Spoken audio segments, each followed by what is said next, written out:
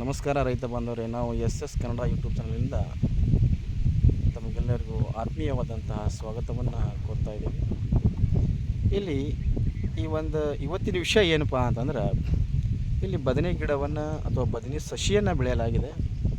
ಈ ಬದನೆ ಸಸಿಯನ್ನು ಯಾವ ಥರನಾಗಿ ಬೆಳೆದೇವಪ್ಪ ಅಂತಂದ್ರೆ, ಈ ಬಸವರಾಜ್ ದಿವಟಗಿ ಸರ್ ಅವರ ಮಾರ್ಗದರ್ಶನದಲ್ಲಿ ಇವತ್ತಿನ ಒಂದು ಬದನೆ ಸಸಿಯನ್ನು ಬೆಳೆದೀವಿ.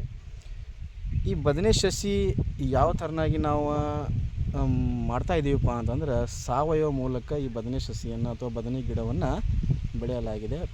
ಅದಕ್ಕಾಗಿ ಈ ಸಾವಯವ ಮೂಲಕ ಅವರು ಯಾವ ಥರನಾಗಿ ಮಾಡಿದ್ದಾರೆ ಅನ್ನುವಂಥ ಎರಡು ಮಾತುಗಳನ್ನು ತಮ್ಮೊಂದಿಗೆ ಹಂಚ್ಕೊಳ್ಳೋಕೆ ಪ್ರಯತ್ನ ಪಡ್ತಾ ಇದ್ದಾರೆ. ಅದಕ್ಕಾಗಿ ಅವ್ರ ಬಾಯಿಂದ ಕೇಳೋಣ, ಯಾವ ಥರನಾಗಿ ಈ ಬದನೆ ಸಸಿಯನ್ನು ಸಾವಯವ ಮುಖಾಂತರ ಅಭಿವೃದ್ಧಿಯನ್ನು ಪಡಿಸ್ತಾ ಇದ್ದಾರೆ ಅನ್ನುವಂಥದ್ದು ಒಂದು ವಿಷಯವನ್ನು ಇವತ್ತಿನ ದಿವಸ ನಾವು ಅವ್ರ ಕಡೆಯಿಂದ ಕೇಳ್ಕೊರೋಣ.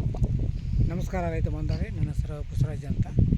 ಇದು ಎರಡಪಟ್ಟಿ ನಿಧಿ ಮಾತಾಡೋದು.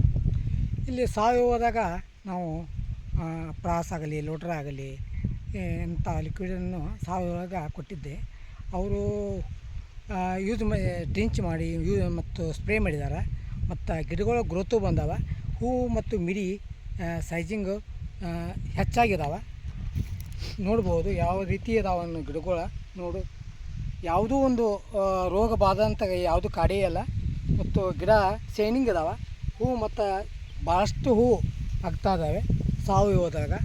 ಮತ್ತು ರಾಸಾಯನಿಕದಾಗ ಕೀಡೆ ಬಾಧೆಗಳು ಭಾಳ ಕಾಡ್ತಾ ಇದ್ದಾವೆ. ಈಗ ಸಾವಯವದಾಗ ನಾವು ಬೆಳೆದಂಥ ಬದನೆ ಗಿಡದಲ್ಲಿ ಯಾವುದೋ ಒಂದು ಹೂವು ಕೀಡೆ ಆಗಲಿ ಎಲೆ ಆಗಲಿ ಯಾವುದೋ ಒಂದು ಇದಾಗಿಲ್ಲ, ರೋಗ ಬಂದಿಲ್ಲ. ನೋಡ್ಬೋದು ರೈತ ಬಾಂಧವರು ಯಾವ ಟೈಪ್ ಅದಾವ ಅನ್ನೋದು ನೋಡ್ಬೋದು, ತೋರಿಸ್ತಾರೆ. ಈಗ ನೋಡಕತ್ತೀರಿ ನೀವು ಗಿಡಗಳನ್ನು. ಯಾಕೋ ಸಂಜೆ ಸಮಯ ಐತ್ರಿ, ಹಿಂಗಾಗಿ ಸರಿಯಾಗಿ ಕಾಣತ್ತಾವಿಲ್ಲ ಆಮ್ಗಳು ಅನಿಸ್ತೈತೆ ನಮಗೂ.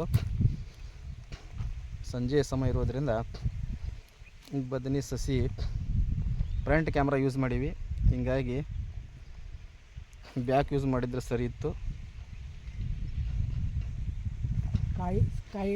ಕಾಯಿ ಕಲರ್ ಹೆಂಗೈತಿ.